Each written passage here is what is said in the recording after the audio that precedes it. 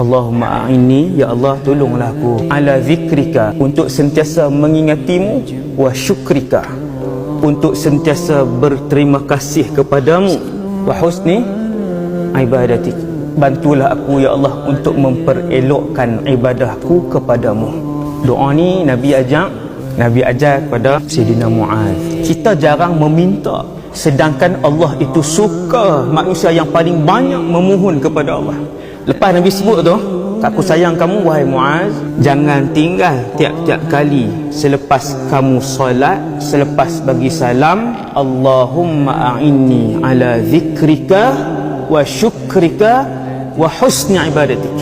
Tuan-tuan, kan manusia bila dia jadi orang yang paling mengingati Allah, orang yang paling berterima kasih kepada nikmat yang tak boleh dikira daripada Allah, maka dia adalah manusia yang paling baik di sisi Allah Subhanahu Wa Taala.